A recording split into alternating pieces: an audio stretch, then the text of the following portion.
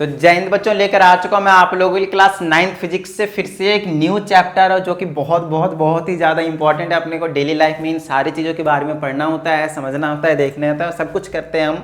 तो स्टार्ट करते हैं। अपना जो चैप्टर है आपने देख ही लिया होगा, बायोन्सी एंड आर्किमिडीज प्रिंसिपल। तो आर्किमिडीज प्रिंसिपल को समझने से पहले हमें एक बायोन्सी नाम का प्रोसेस है, जो एक क्या कहते हैं इसको, मेथड है, जिसको हमें समझने की ज़रूरत है। उसके थ्रू कुछ चीज़ों को हम समझेंगे, कुछ टर्म्स को समझेंगे। बट बिफोर जंपिंग देयर हमें एक आधी चीज़ों को और समझने की ज़रूरत है, जो कि बहुत ज़्यादा इंपॉर्टेंट है, लाइक डेंसिटी, जो कि ऑलरेडी मैं इनके बारे में बात कर चुका हूँ। कहाँ पे? लेकिन यहाँ पे थोड़ा सा अलग सी बात करेंगे। डेंसिटी को हम रिलेटिव डेंसिटी के नाम से भी अलग से एक और टॉपिक पढ़ेंगे, जो कि दोनों अलग है, सेम नहीं है, इस चीज़ को समझना है। तो डेंसिटी एंड रिलेटिव डेंसिटी, यहाँ पे हम दो टर्म्स को सबसे पहले क्लियर करने वाले हैं। वैसे तो आपके बुक में या फिर जनरली किसी भी बुक में इस टॉपिक को लास्ट में उठा के फेंक रखा है, लेकिन नहीं, यहाँ पे हम पहले पढ़ेंगे, जिससे आपको बहुत ही अच्छे तरीके से क्लैरिफिकेशन हो जाए आगे के आने वाले टॉपिक्स में। ठीक है, यहाँ पे जनरली हम डिस्कस करेंगे बायोन्ट फोर्स क्या होता है, जिसको हम अपथ्रस्ट भी कहते हैं, बायोन्सी क्या होता है, फिर आर्किमिडीज प्रिंसिपल क्या होते हैं। बस इस वीडियो में सिर्फ इतना ही, और ये डेंसिटी वाला बच्चा सा टॉपिक वैसे ही निकाल देंगे हवा में। ठीक है ना, चलिए आगे की बात करते हैं। अगर आप लोगों को याद हो, pressure in fluids and atmospheric pressure हमने आपके साथ पहले ही डिस्कस कर चुके हैं, पहले ही डिस्कस कर चुका हूं मैं इस चीज़ को। अगर आपने उस बेसिकली वीडियो को नहीं देखा है तो प्लीज़ सबसे पहले उसी वीडियो को देखिए, उसके बाद आप यहाँ पे आइए। चीज़ों को समझ रहे हैं ना, पहले आप उसी वीडियो को देखिए, उसके बाद आप यहाँ पे आइए, तब जाकर आपको एक अच्छी अंडरस्टैंडिंग होगी। तो चलिए सबसे पहले हम बात करते हैं डेंसिटी की। अगर हम डेंसिटी की बात करते हैं तो यहाँ पे एक छोटा सा एग्जाम्पल देता हूँ मैं आप लोगों को। जैसे कि मैं, आप ले लीजिए यहाँ पे एक आयरन का पीस ले लीजिए, ठीक है ना, ये क्या आपके पास एक आयरन का पीस है, और लेट से आपके पास ये 1 kg है। उसके बाद हमने आपसे बोला कि आप कॉटन ले लीजिए, रुई ले लीजिए, है ना, जिसको क्या बोल रहे हैं, कॉटन। अब यहाँ पे इस कॉटन को जब मैं यहाँ पे रखूँगा ना, तो नहीं भी जाता तो ये इतना ज़्यादा स्पेस लेगा। तो चीज़ों को समझना है, ये कम स्पेस, और ये भी 1 kg है। ये ऐसा नहीं कि इसको मैंने 5 किलो 10 किलो लिया, दोनों का मास मैंने सेम रखा हुआ है, 1 kg एंड 1 kg। ओके, अब ये दोनों ही 1 kg है, लेकिन ये जो आयरन है वो सिर्फ और सिर्फ इतना ही स्पेस में आ गया। मतलब इसकी कैपेसिटी कहीं पे रखने की है, या फिर इसके अंदर जो हम रखेंगे वो कैपेसिटी बहुत कम है, क्योंकि सॉलिड है। तो इसको जहाँ पे रखेंगे, जितने जगह ये लेगा, उसको हम उसकी वॉल्यूम कहते हैं। मतलब इसका वॉल्यूम जो है वो कम है, अच्छे से देखिए। लेकिन जब हम इसके वॉल्यूम की बात कर रहे हैं, 1 kg कॉटन ये है, 1 kg आयरन है, लेकिन ये ज़्यादा स्पेस ले रहा है, तो इसकी वॉल्यूम क्या है आपके पास, ज़्यादा है। तो दोनों ही का मास सेम है, लेकिन वॉल्यूम आपके पास अलग अलग है। और यहाँ से हमारा जो कंसेप्ट होता है वो डेंसिटी का अराइज होता है, कि डेंसिटी नाम की एक कोई चीज़ होती है जिससे हमारे पास वॉल्यूम तो कम ज़्यादा हो सकता है, तो वहाँ पे आपके पास डेंसिटी भी कम ज़्यादा होता है। तो basically density is defined as mass per unit volume, mass per unit volume, mass per unit volume, mass per unit volume. मतलब अगर मैं डेंसिटी लिखना चाहता हूँ, जिसको हम जनरली रो से रिप्रेजेंट करते हैं, pressure in fluids and atmospheric pressure chapter हमने आपको करवा दिया है, प्लेलिस्ट में जाइए, ढूंढिए, समझिए, उसको बहुत अच्छे तरीके से कर लीजिए, उसके बाद यहाँ पे आइए। ठीक है, चलिए। तो डेंसिटी को हम बोलेंगे मास, जिसको हम कैपिटल एम से या फिर स्मॉल एम से बोल देते हैं, पर यूनिट वॉल्यूम, वॉल्यूम को हम कैपिटल वी से जनरली रिप्रेजेंट करते हैं। तो डेंसिटी का ये फॉर्मूला निकल कर आता है, मास पर यूनिट वॉल्यूम। देखिए हमने दोनों का मास फिक्स रखा है, फिक्स मतलब मान लीजिए कि 10 kg हमने फिक्स कर दिया, या फिर 1 kg की बात करते हैं तो लीजिए 1 kg हमने दोनों का फिक्स कर दिया। लेकिन अगर हमें वॉल्यूम की बात करता हूँ तो ये कम ले रहा है, मान लेते हैं ये 10 मीटर क्यूब ले रहा है एग्जाम्पल के तौर पे।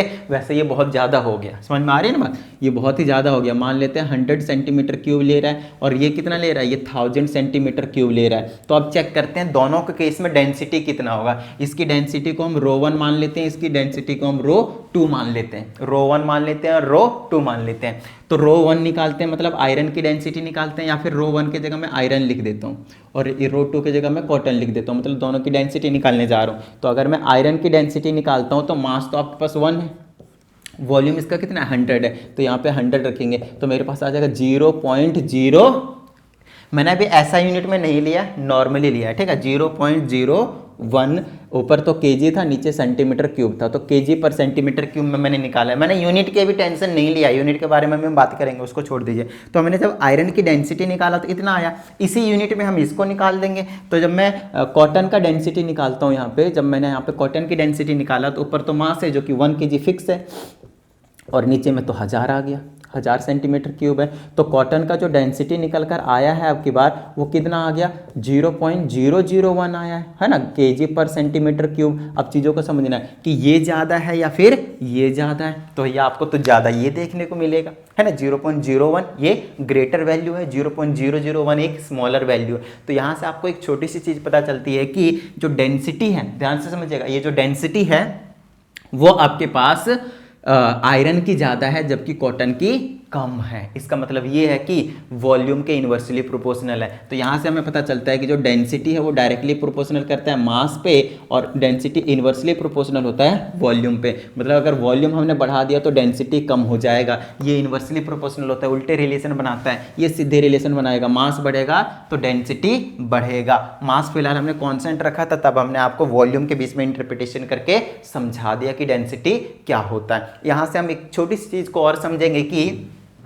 मास पर यूनिट वॉल्यूम का मतलब है अगर मैंने वॉल्यूम को फिक्स करा और मास को बढ़ा दिया तो आपकी डेंसिटी बढ़ेगी। ध्यान दीजिएगा, यहाँ पे डेंसिटी कम होगी जब हमने वॉल्यूम को बढ़ा दिया, लेकिन मास को बढ़ाऊंगा आपके बार में वॉल्यूम को फिक्स रखता हूँ तो डेंसिटी बढ़ेगी, क्योंकि rho is equal to mass per unit volume है। वॉल्यूम को फिक्स कर दिया, लेट से हमने 10 फिक्स कर दिया, दूसरे का भी मास m1 और m2 कर दिया, इसको फिक्स कर दिया। m1 मान लेते हैं कि ये 5 है और इसका m मान लेते हैं कि 50 है, इसको डिवाइड करेंगे 0.5 है, इससे इसको डिवाइड करेंगे 5 है, तो इसकी डेंसिटी बढ़ गई ना, क्योंकि मास बढ़ा दिया। वॉल्यूम फिक्स रखा था दोनों का 10-10, लेकिन जैसे मैंने मास बढ़ाया तो उसकी डेंसिटी बढ़ गई। 0.5 बढ़ाया 5 बढ़ाया, 5 बढ़ाया, तो डेंसिटी क्या हो गया इसकी बढ़ गई। अब चीज़ों को बहुत ही अच्छे तरीके से आपको एनालाइज करना है, समझना है, उसके बाद ही आगे बढ़ना है। तो आपको डेंसिटी का मतलब समझ में आ गया कि डेंसिटी का मतलब है उसके जो पार्टिकल्स होंगे वो बहुत ही ज़्यादा क्लोज होंगे, तब जाके उसकी डेंसिटी बढ़ जाएगी, क्योंकि छोटे से वॉल्यूम में ज़्यादा मास आ जाएगा। ये आपके पास डेंसिटी की कहानी हो गई। अगर हम ऐसा यूनिट की बात करते हैं, चीज़ों को समझिएगा, अगर हम ऐसा यूनिट की बात करते हैं, अगर हम ऐसा यूनिट की बात करते हैं डेंसिटी की, है ना, तो वो क्या होता है, तो उसके बारे में भी हम बात कर लेते हैं फटाफट। छोटी छोटी चीज़ें हैं आपके पास, है ना। देखिए, अगर हम ऐसा यूनिट ऑफ डेंसिटी की बात करते हैं, ऐसा यूनिट ऑफ डेंसिटी, तो वो होता है आपके पास मास अपन में वॉल्यूम। मास का होता है केजी पर यूनिट, वॉल्यूम का होता है ऐसा यूनिट में मीटर क्यूब। तो केजी पर मीटर क्यूब आपके पास एसआई यूनिट है। उसके बाद आपके पास एक सीजीएस यूनिट आती है, वो होता है केजी का ग्राम और इसका सेंटीमीटर, तो ग्राम पर सेंटीमीटर क्यूब। यस, ये हो गया आपके पास इनके एसआई यूनिट और सीजीएस यूनिट की बात। अब हम इसी में थोड़ा सा और बात करते हैं। कुछ मटेरियल्स हैं जिनके मैं आपको डेंसिटी बता रहा हूँ, ठीक है ना। समझने की कोशिश कीजिएगा कि उनके पार्टिकल्स क्लोज हैं या फिर दूर हैं, और किसकी डेंसिटी कम है किसकी डेंसिटी ज़्यादा है, वो आपको इजीली पता चलेगा। सबसे पहले हम वाटर से शुरू करते हैं। तो वाटर की ये जो डेंसिटी होती है वाटर की, वो मैं 4 डिग्री सेल्सियस की बात करूंगा, ध्यान रखिएगा 4 डिग्री सेल्सियस की, क्योंकि इसी टेम्परेचर पे इसकी डेंसिटी मैक्सिमम होती है। ये हमने आपको प्रेशर इन फ्लूइड्स में बहुत अच्छे तरीके से समझाया हुआ है। चलिए, तो वाटर की डेंसिटी होती है 1000 केजी पर मीटर क्यूब। दूसरा आपको मरकरी का बताया था मैंने लिक्विड के केस में, ये दोनों वैल्यू मैंने लास्ट वाले चैप्टर में बताया हुआ, pressure in fluids and liquid में। तो वो है आपके पास 13600 केजी पर मीटर क्यूब। जब हम डेंसिटी पहुंच जाते हैं एल्युमिनियम का निकालने के लिए, तो आपको एल्युमिनियम को जो डेंसिटी देखने को मिलेगा वो 27000 नहीं 2700 आता है, 2700, ये 13000 पहुंच जाता है, इसकी डेंसिटी ज़्यादा होती है। ये 1000 है, ये 13600 आता है, ताकि 13.6 है, बिल्कुल सही। और ये 700 केजी पर मीटर क्यूब आता है। उसके बाद अगर हम डेंसिटी की बात करें जिंक की, तो वो आपको 4200 केजी पर मीटर क्यूब देखने को मिलेगा। वहीं अगर हम डेंसिटी आयरन की बात करते हैं, डेंसिटी की बात करते हैं, तो आपको वहाँ पे 7800 केजी पर मीटर क्यूब की देखने को मिलती है। बताइए, ये वाली जो मैंने आपको वैल्यूज़ लिखे हैं ना, ये वाली जो आपके सामने मैंने यहाँ पे वैल्यूज़ जो है आपके पास लिखे हैं, एक बार मैं कंफर्म कर लेता हूँ कि कहीं किसी का गलत तो नहीं लिख दिया। ए भाई दिखा दे कहाँ लिखा हुआ है, कहीं लिखा भी है या नहीं, कहीं ना कहीं ज़रूर लिखा हुआ रहेगा। 2700, 4200, 7800, उसका 1000 होता है। बिल्कुल सही वैल्यूज़ लिखी हुई हैं यहाँ पे, कोई टेंशन वाली बात है नहीं, है ना। आप चीज़ों को समझिएगा बहुत अच्छे तरीके से। इसकी डेंसिटी कम है, देख लीजिए बहुत कम है। वाटर की क्या है, सबसे कम है। उसके बाद किसकी आपके पास एल्युमिनियम की है, फिर किसकी है आपके पास ये जिंक की है, फिर किसकी है आयरन की 7800 और 13600। मरकरी की डेंसिटी सबसे ज़्यादा है आपके पास, मरकरी की डेंसिटी आपके पास सबसे ज़्यादा है। तो हमेशा ध्यान रखिएगा लिक्विड में से मरकरी का डेंसिटी वैसे भी ज़्यादा था, आयरन से भी ज़्यादा है, तो सॉलिड वाला है भाई, देख लो अच्छे से, समझ में आ रही है ना बात। तो ये कहानी हो गई आपके पास। अब हम आगे बढ़ते हैं रिलेटिव डेंसिटी के पास। तो ये नॉर्मल सा आपको डेंसिटी का कंसेप्ट आई होप समझ में आया होगा। अब चलते हैं हम कहाँ पे, रिलेटिव डेंसिटी के पास। देखिए रिलेटिव डेंसिटी सिंपल सी बात होती है, इसको मैं जनरली अभी आरडी से रिप्रेजेंट करूंगा रिलेटिव डेंसिटी। तो जो रिलेटिव डेंसिटी होता है ना, वो किसी भी सब्सटेंस का निकालते हैं, किसी भी मटेरियल का निकालते हैं with respect to water, with respect to water. क्या इतनी बात समझ में आ गई? ठीक है ना। चलिए अब हम मैं यहाँ पे बात कर रहा हूँ, इसमें आपको जो लेना है वो लेना आपके पास mass of substance, sorry density लेना है, रिलेटिव डेंसिटी है ना, तो डेंसिटी लेना है आपको, डेंसिटी ऑफ सब्सटेंस, जिस भी सब्सटेंस की आप निकालना चाहते हैं उसकी, और नीचे में आपको हमेशा रखना है density of water at at 4 degree Celsius, at 4 degree Celsius, खत्म बात। ठीक है ना। वाटर की आप डेंसिटी लेंगे 4 डिग्री सेल्सियस में, और इसको कहा जाता है रिलेटिव डेंसिटी। ऊपर देखिए, ऊपर भी डेंसिटी नीचे भी डेंसिटी, जो उसकी यूनिट होगी वही इसकी यूनिट होगी, काट देंगे तो ये आ जाएगा आपके पास यूनिट लेस। क्या हो जाएगा आपके पास? ये यूनिट लेस। क्या हो जाएगा ये आपके पास? Unit less. बताइए किसी तरह की कोई प्रॉब्लम? तो अब मैं आप लोगों को रिलेटिव डेंसिटी का रिलेशन बताता हूँ मास के टर्म में। आप चीज़ों को बहुत अच्छे तरीके से समझना। ये मैं रिलेटिव डेंसिटी ऐसे ही रख रहा हूँ। देखिए डेंसिटी है किसी भी सब्सटेंस का जिसका हम निकालना चाहते हैं, तो मैं उसको लिख देता हूँ मास। डेंसिटी का फॉर्मूला क्या बताया? मास ऑफ सब्सटेंस और डिवाइडेड बाय में वॉल्यूम ऑफ सब्सटेंस, है ना, वॉल्यूम ऑफ सब्सटेंस। सिंपल सी बात है। और नीचे आपके पास क्या है? नीचे आपके पास क्या है? डेंसिटी ऑफ वाटर है। तो डेंसिटी ऑफ वाटर का मतलब क्या हो गया? Mass of water. Mass of water, समझिएगा चीज़ों को, mass of water divided by में density, sorry volume of water, है ना। मैंने कुछ नहीं किया, सिर्फ डेंसिटी का फॉर्मूला लगा दिया। ऊपर भी डेंसिटी का formula mass per unit volume, नीचे भी डेंसिटी का formula mass per unit volume. तो वॉल्यूम ऑफ वाटर लेंगे। अच्छा कितने पे लेंगे? तो ऑफकोर्स इसका होता है एट 4 डिग्री सेल्सियस पे मैक्सिमम डेंसिटी हो रहा था। तो अगर मैं थोड़ी देर के लिए समझिएगा, वॉल्यूम ऑफ सब्सटेंस ले लूँ इसका एट 4 डिग्री सेल्सियस, इसका भी, इस वाले का भी 4 डिग्री सेल्सियस पे, इस वाले भी 4 डिग्री सेल्सियस पे, तो इससे ये उड़ जाएगा, है ना। जिसको नहीं समझ में आता मैं आपको समझाता हूँ। अगर ये 2/3 है और डिवाइडेड बाय में 4/8 है, तो अगर ऊपर वाले का आपने ऐसे ही छोड़ा और ये वाला डिवाइड को अगर आपने मल्टीप्लाई में लाया तो ये ऊपर नीचे आ जाता है। ये 8 ऊपर चला जाएगा, ये 4 नीचे आ जाएगा। चीज़ों को समझिएगा। उसके बाद आप सिंपल मल्टीप्लाई कर सकते हैं, या फिर जो कट रहा है उसको आप काट सकते हैं। सिंपल ये काम कर सकते हैं। ये मैथमेटिकल का कैलकुलेशन है। अभी इन दोनों को मैं ऊपर रखूंगा, ये ऊपर नीचे लेकर आऊंगा, मल्टीप्लाई में ये ऊपर चला जाएगा, ये नीचे आ जाएगा, तो इससे ये वाला तो वैसे भी कट जाएगा, ऊपर यही बचेगा, यही नीचे बचेगा। तो जो रिलेटिव डेंसिटी आपके पास निकल कर आने वाला है वो क्या निकल कर आएगा आपके पास? Mass of substance. चीज़ों को समझना है, यहाँ पे जो भी वाटर है वो और जो सब्सटेंस है वो, उन दोनों को 4 डिग्री सेल्सियस पे उसका वॉल्यूम लिया गया है। ठीक है ना। जब भी वो कैंसिल आउट हो रहे हैं, अदरवाइज नहीं, क्योंकि वॉल्यूम डिफरेंट होंगे, टेम्परेचर पे डिपेंड करते हैं वो। अब नीचे क्या बचेगा आपके पास? Mass of water. Mass of water पे डिपेंड करेगा।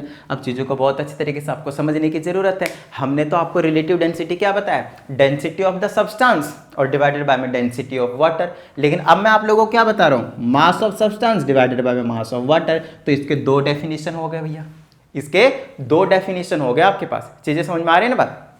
इसका मतलब ये है कि ये तो बता ही दिया कि आपके पास यूनिट लेस था, यहाँ पे मिट गया था, यूनिट लेस है। और ये भी आपके पास क्या रहेगा? यूनिट लेस रहेगा। कहीं आप मास के टर्म में निकालो और यूनिट कुछ बता दो, भाई साहब ऊपर केजी नीचे केजी, उड़ा दो केजी से केजी को। समझ में आ रही है बात? तो आई होप अभी तक आप लोगों को समझ में आया कि रिलेटिव डेंसिटी क्या होता है। समझ में आ गई बात? और डेंसिटी बता ही दिया। अब क्योंकि आपको डेंसिटी बता दिया है तो अब टेंशन नहीं होनी चाहिए। अब हम आपको आगे लेकर चलते हैं उस वाले टॉपिक पे जिसके नाम पे आपके पास पूरा का पूरा चैप्टर गिवन है। ठीक है ना। तो सबसे पहले समझते हैं हम कि बायोंट फोर्स क्या होता है। पहला आपके पास बायोंट फोर्स क्या होता है ना। बायोंट फोर्स क्या होता है, तो एक बार स्पेलिंग देख लो। मैं स्पेलिंग यही है ना, कहाँ लिखा है भाई बायोंट फोर्स, क्योंकि बायोंट में कई बार हम गलत कर देते हैं, तो चेक कर ले भैया, BUOIANT। चलिए भैया सही है। तो बायोंट फोर्स की बात करते हैं। अच्छा इसको हम अप थ्रस्ट भी बोलते हैं। क्या बोलते हैं हम इसको? अप थ्रस्ट भी बोलते हैं। क्यों बोलते हैं अभी आपको समझ में आ जाएगा।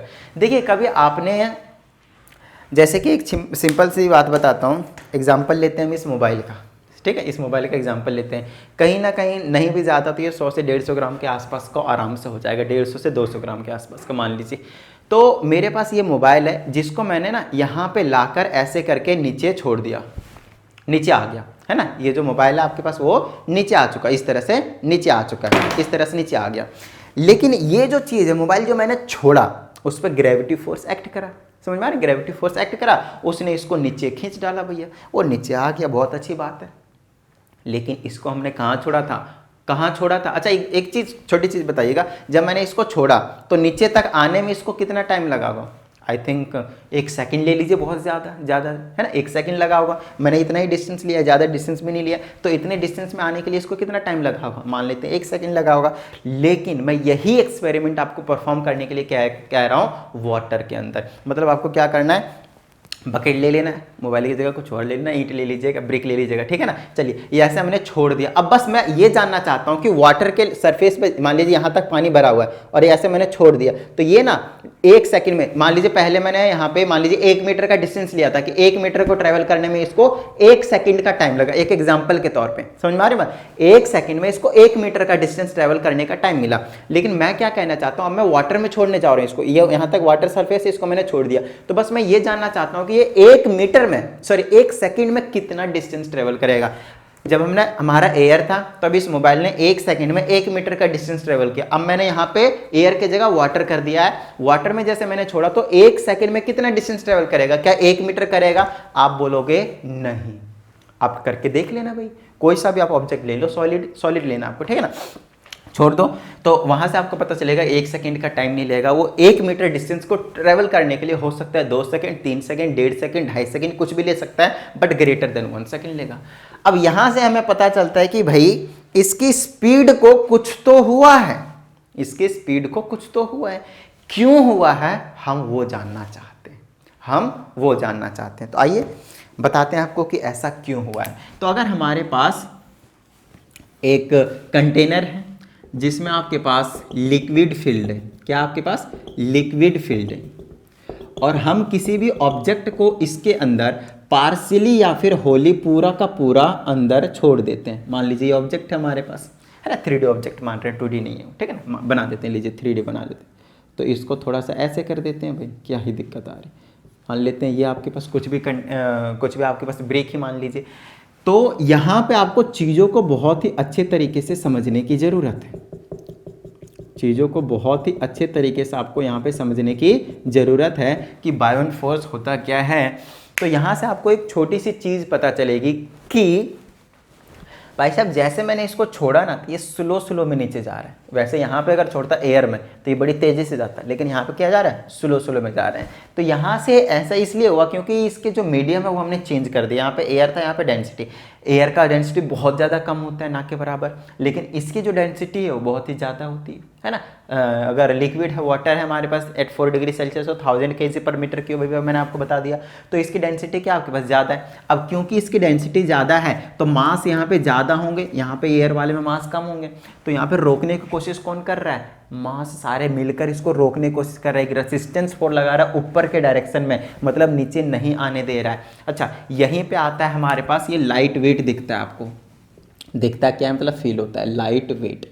अब चीज़ों को समझिएगा, अगर आपने कभी गांव में पानी को निकाला है कुएं से, पानी जो है अपने गांव में या फिर कहीं भी कुएं से पानी निकाला होगा, तो बाल्टी के जब पूरा नीचे के नीचे पानी के अंदर डुबो देते हैं और पानी के अंदर ही मैं ऊपर लेके आ रहा हूं, तो आपको बड़ा ही हल्का सा फील होगा, लाइट वेट फील होगा। लेकिन जैसे वाटर के सरफेस से ऊपर आता है बकेट जो आपका बाल्टी है, ऊपर जब मैं खींचने लगता हूं तो भारी लगता है। अब बात आती है यहाँ पे ये कि जब तक वो पानी के अंदर था तब तक तो मैं ऊपर ला रहा हूँ, बड़ा ही आसानी से ईजिली मैं ऊपर पुल कर पा रहा हूँ, लेकिन जैसे पानी से ऊपर आया तो इसका वेट बढ़ गया।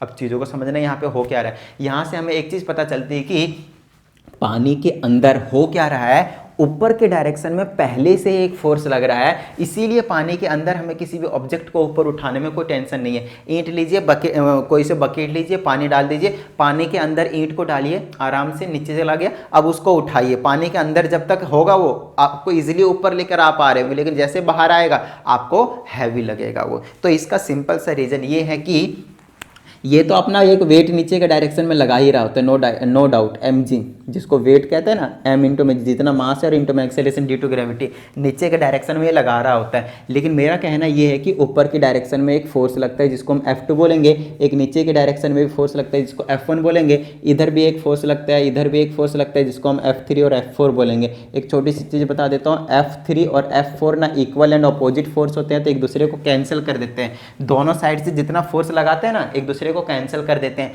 क्योंकि यहाँ पे दोनों ही फोर्स इक्वल अमाउंट में लग रहे होते हैं वाटर की वजह से इसके ऊपर, और वो अपोजिट डायरेक्शन में लगा रहे होते हैं, तो इसका कुछ भी इफेक्ट नहीं पड़ता। सबसे ज़्यादा फोर्स नीचे के डायरेक्शन में लग रहा होता है इस तरीके से, तो नीचे चला जाता है। लेकिन मैं कहना क्या चाहता हूँ उसको भी समझना भी बहुत ही अच्छे तरीके से।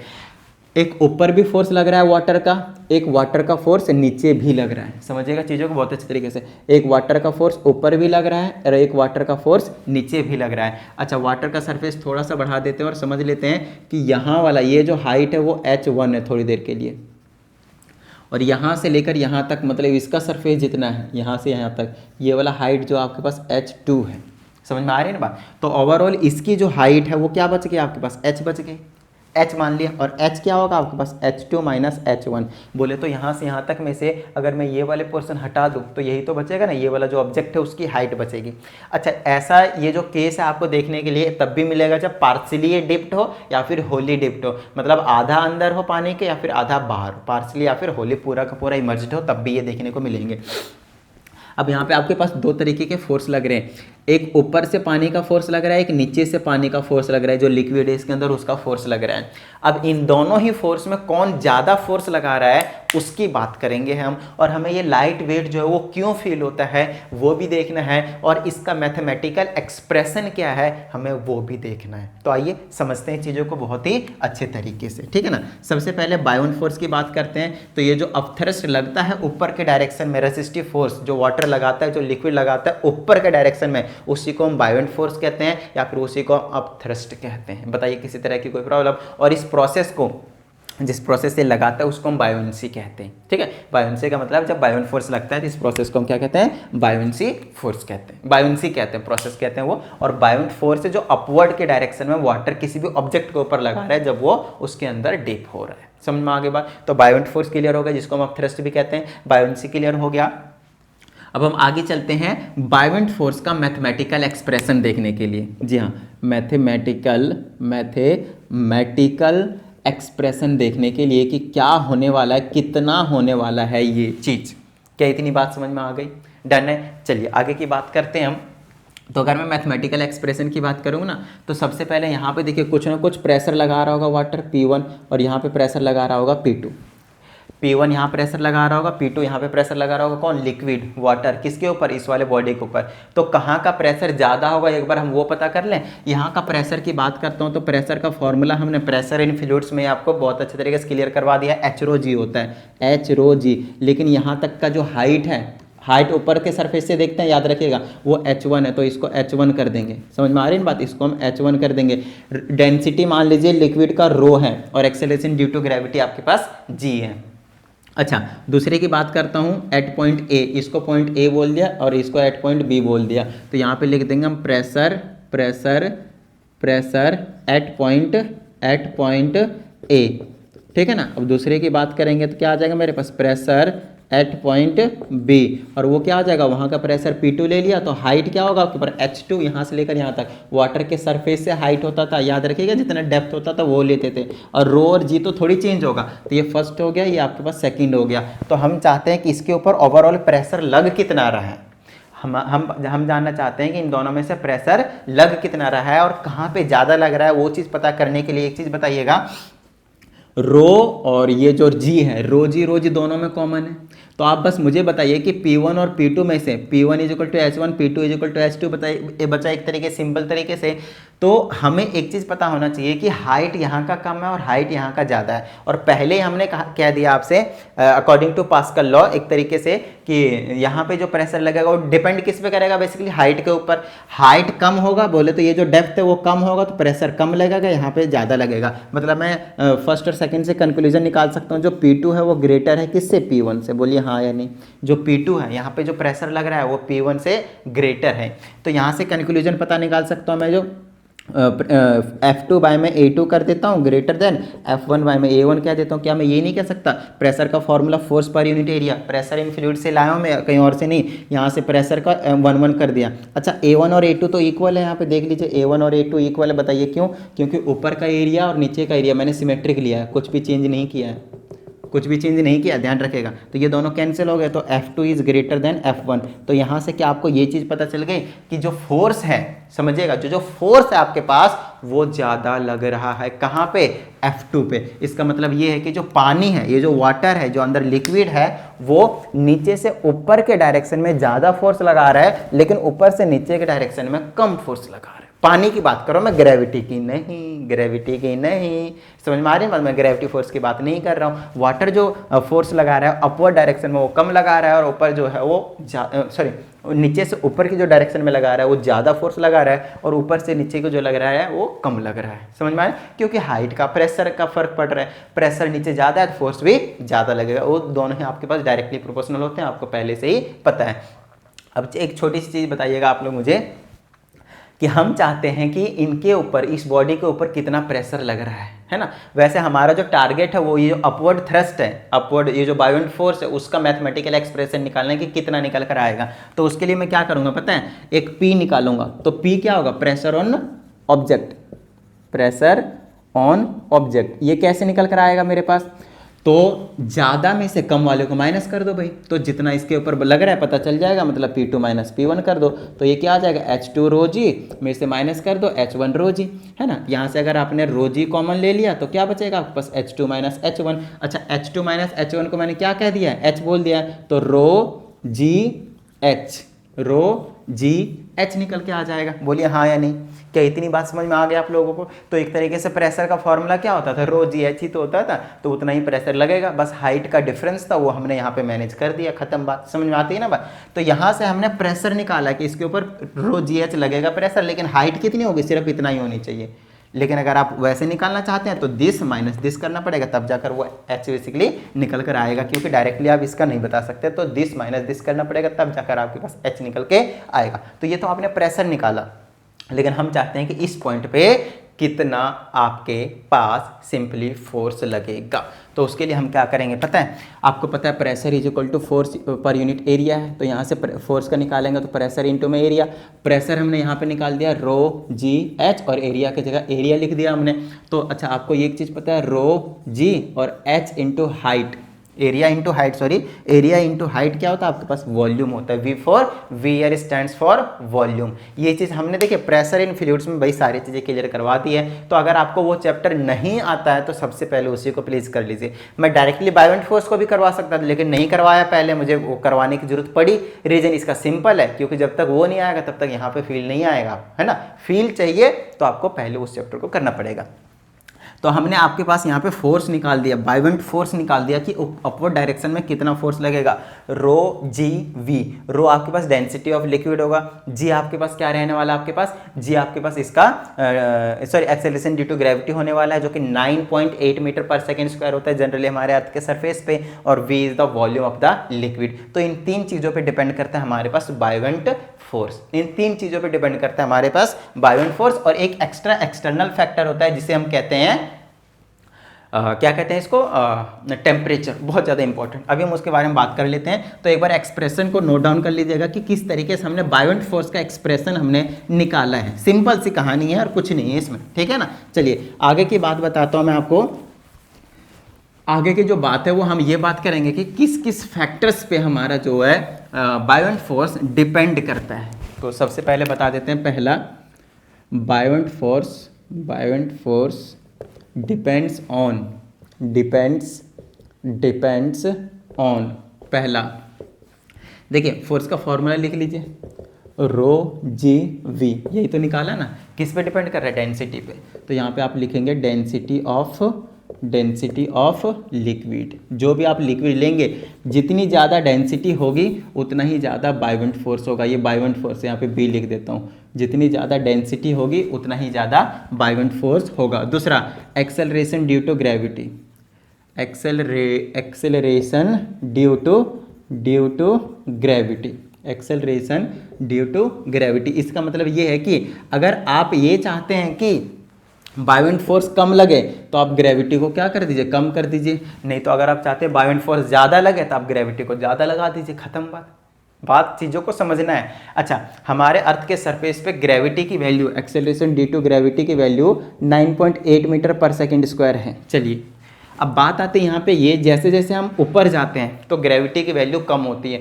जैसे जैसे हम अर्थ के नीचे जाते हैं तो भी ग्रेविटी की वैल्यू कम होती है, एक्सेलरेशन ड्यू टू ग्रेविटी की।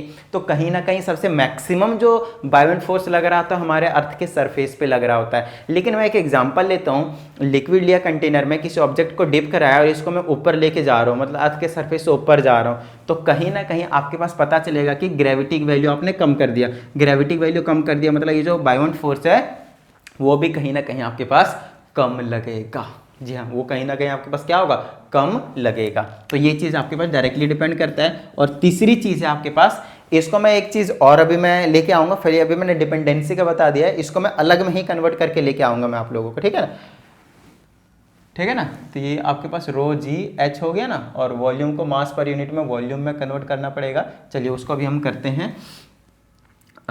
वो छोटी सी चीज़ है, अभी मैं पहले तो डिपेंडेंसी बता देता हूँ। तो यहाँ से एक वॉल्यूम पे डिपेंड करता है ना, वॉल्यूम ऑफ लिक्विड। तो जितना ज़्यादा लिक्विड होगा, ये डायरेक्टली प्रोपोर्शनल कर रहे हैं बायोइंट फोर्स, वॉल्यूम पे क्या कर रहे हैं, डायरेक्टली डिपेंड कर रहे हैं। क्या इतनी बात समझ में आ गई। और चौथा फैक्टर आपके पास टेम्परेचर, बहुत ज़्यादा इंपॉर्टेंट है ना, कि एनवायरनमेंट का आपके पास टेम्परेचर क्या है जहाँ पे आप ये एक्सपेरिमेंट परफॉर्म कर रहे हैं।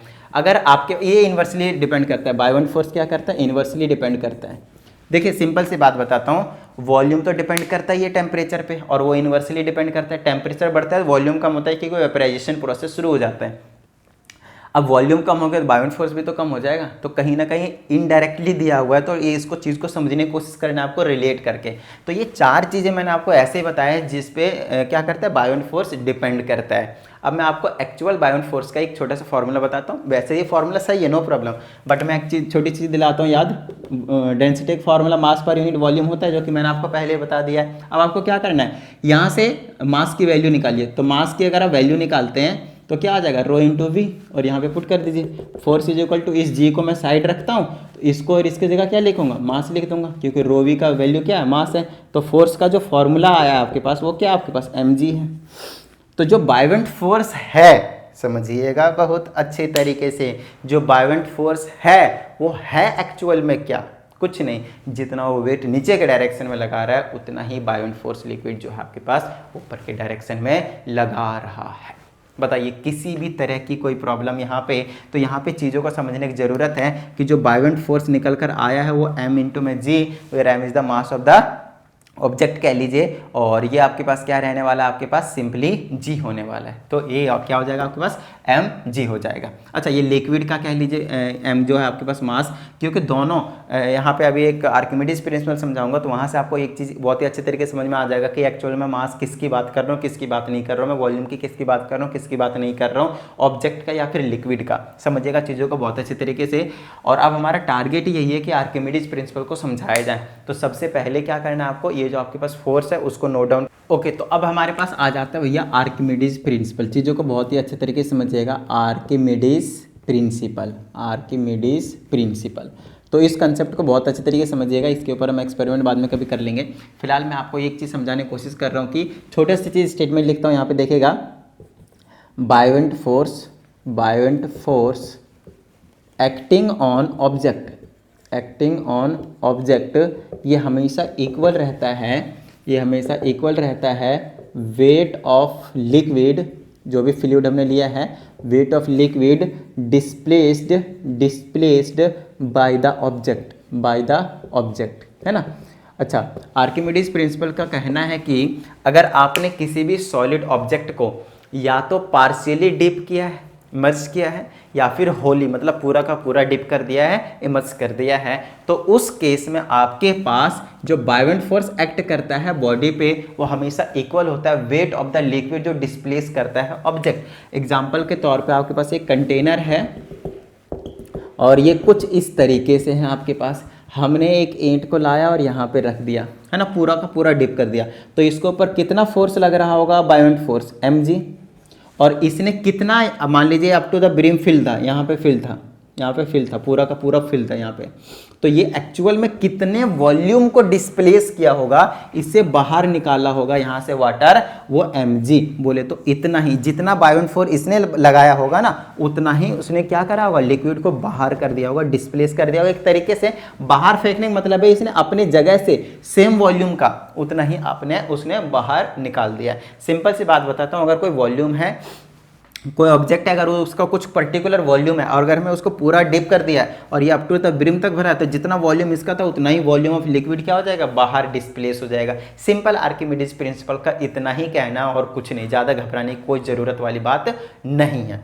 और यहाँ पे हमने देखते ही देखते कहीं ना कहीं बायोवेंट फोर्स, बायोवेंसी और आर्किमिडीज प्रिंसिपल को कवर कर लिया है। नेक्स्ट वीडियो जो होने वाला बहुत ज़्यादा इंपॉर्टेंट, लॉ ऑफ फ्लोटेशन, वहाँ पे आपको एक्चुअल में समझ में आएगा कि कोई भी जो बॉडी है वो फ्लोट क्यों करती है, और अलग अलग तरह के कंसेप्ट समझेंगे, मज़ा सा आ जाएगा आपको पढ़ के।